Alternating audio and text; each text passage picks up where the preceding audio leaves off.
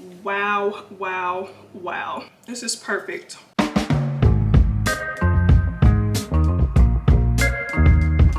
Like in my heart, in my soul.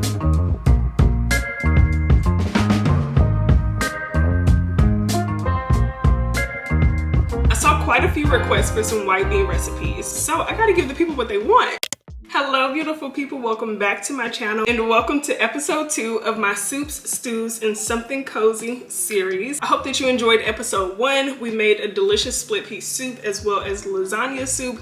Both are chef's kiss, so good. So if you haven't had a chance to check that video out, be sure to do so. In today's video, I saw quite a few requests for some white bean recipes, so I gotta give the people what they want. In this video, we're going to be making a white bean chili. My first time having white bean chili, it was white chicken chili because I ate meat at the time. I was in college and one of my close girlfriends' mom made us some white chicken chili. When I tell you, I thought that was so good. I even asked her for the recipe after because that's how delicious it was. And I wanted to put my own spin to it and make a plant-based version of the white bean chili. This will be considered plant-based, vegan, vegetarian, because I'm not going to be using any chicken in it. I will, however, be including like some crispy shredded tofu at the end. That's not going to be part of the main recipe, but if you do want to see how I do my shredded crispy tofu, be sure to watch all the way to the end of this video. So without further ado, let's go ahead and get into the ingredients that we'll be using for this recipe. So I want to go through like our fresh ingredients, our vegetables, produce, all the things. So you're going to need a yellow onion for this, a green bell pepper. I have chosen to include leeks. You do not have to by any means, but I absolutely love including leeks in a soup. So I decided that I wanted to throw the leeks in my chili. We're also going to be using garlic because that's a given, right? We're also going to use some jalapenos. You can use as much or as little as you prefer for this because this will add a nice little kick.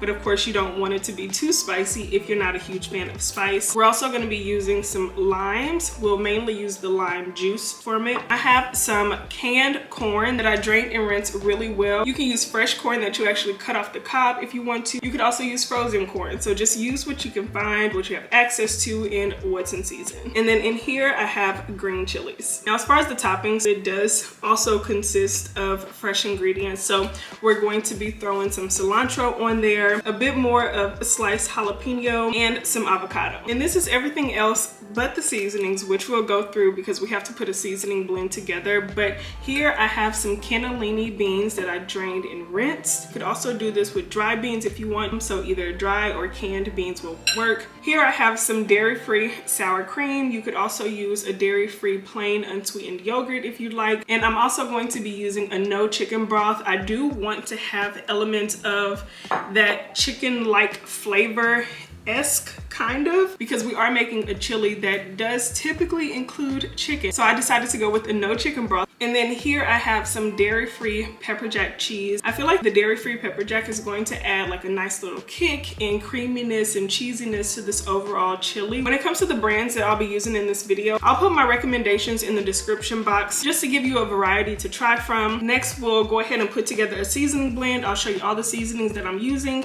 And then we can finally start prepping our vegetables and get to cooking. So our blend is gonna consist of half a tablespoon of cumin, 1 teaspoon of dried oregano, half a teaspoon of smoked paprika, half a teaspoon of coriander, and then we'll just do salt and pepper to taste. Y'all, this blend smells so good. I just love the smell of cumin, but that's neither here nor there. Feel free to customize this to your liking. For example, if you end up wanting to add garlic powder, you can, onion powder, maybe you want to add more cumin. Who knows? I might want to add more cumin, but this is where we're going to start. Now that we have our seasoning blend prepared, we'll go ahead and prepare our veggies and get to cooking. Now I'm kind of taking the easy way out on this because I'm just planning to throw all of these veggies into my blender, give them a good pulse, because we don't necessarily need everything to be cut perfectly or to be uniform. Feel free to hand chop these if you like, or you can do as I'm doing and just throw all this stuff into a blender, give it a good pulse.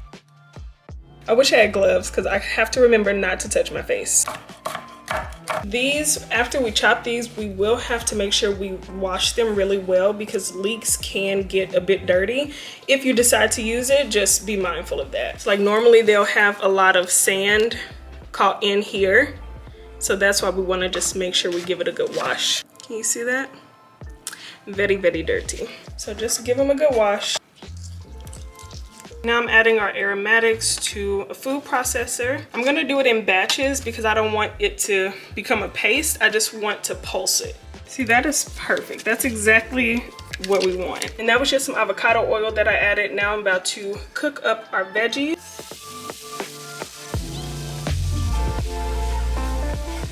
And we're gonna let this cook for about 7 to 10 minutes. We just want the veggies to be cooked through and we want them to be tender as well. Next, we're gonna add in the seasonings, along with black pepper and some salt. Add in the broth, followed by the beans and our green chilies. We're just gonna give that a stir.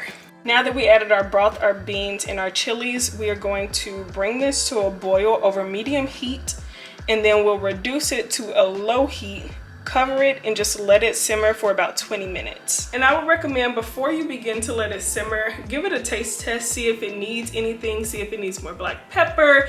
If you want to add garlic powder, you want to add more of a kick, so you want to throw in some red pepper flakes. But you could also, I have this Better Than Bouillon no chicken base. I like to use this in my soups and stews, but feel free to customize this at this point because now the stove is just going to work its magic and we get to relax. And I do want to throw in some of that vegan cheese, so I'm going to grate that. I prefer to do this with a block of vegan cheese or sliced vegan cheese. I just find that when I shred it myself, it's a bit more soft. It melts a lot easier once I add it to a dish. If some pieces like this don't get fully shredded, I'm okay with that. I do prefer the majority of the cheese to be shredded.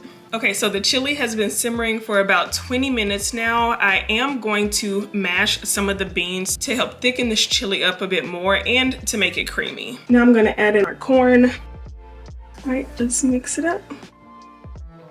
So I have roughly about 3/4 cup of the vegan cheese that we're gonna throw in here and stir together. And if you're not planning to add any vegan cheese, that is a-okay. But if you do want that like mild cheesy taste, definitely add about 1 to 2 tablespoons of nutritional yeast. That's what I would do. So that's just my recommendation, but do you. Now that the cheese has melted into the chili, I'm gonna give it a taste test to make sure I'm okay with how it tastes right now and to see if there's any adjustments I wanna make. And then now I'm gonna add my lime juice. And let this simmer uncovered for about 15 to 20 minutes so that it thickens up.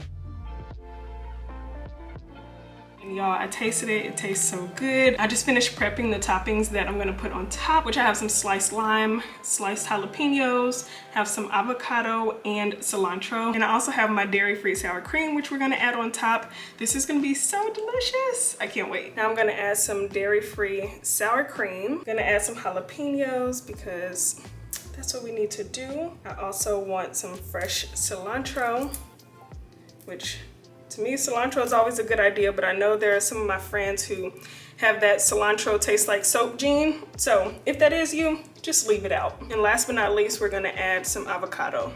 Okay, let's give this a taste test with everything in it.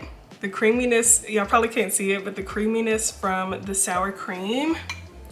Wow, wow, wow.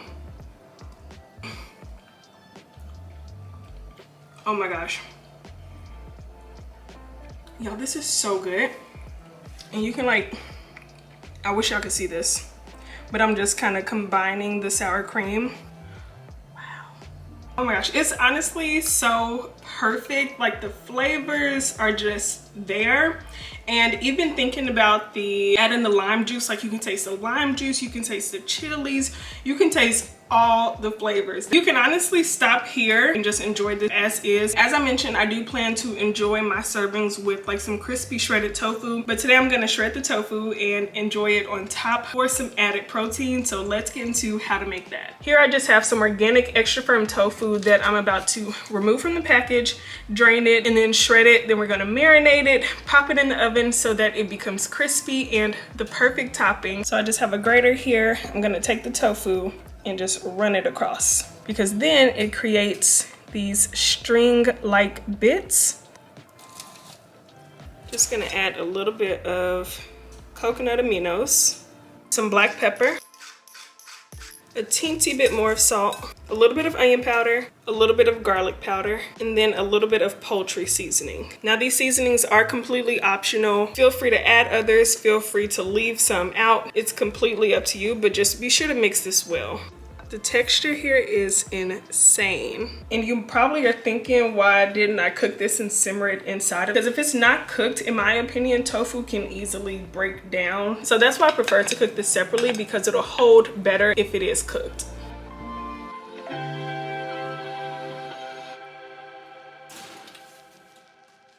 The tofu has been in the oven for about 20 minutes now. I'm in the process of mixing it up, so we'll put it in the oven for another 15 minutes. Essentially, we want it to be crispy. That's the overall goal. I'm gonna add a little bit more of the vegan cheese on top.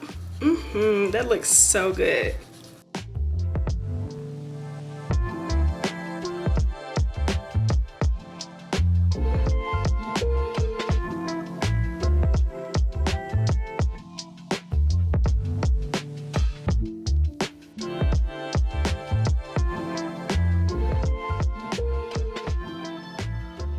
Y'all, the shredded tofu on here. This is too good, okay? I'm so satisfied. Like, in my heart, in my soul. I am so satisfied right now. But I really hope that you enjoyed this video. I hope that you enjoyed this recipe. Please give it a try. You can find the ingredients and measurements listed in the description box. You can also find links to my cookware, links to episode 1 of this series. I know this video was supposed to be about breakfast and like cozy breakfast ideas, but I saw a lot of requests for white bean soups. We only have 4 episodes in this series, so I want to make sure I'm giving you what it is that you're looking for, especially when it comes to planning your meals for the week.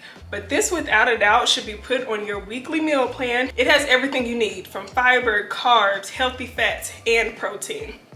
You can't go wrong with that. So I'll see you next week for my soups, stews, and something cozy series. Thank you so much for watching. Bye. You need to make this.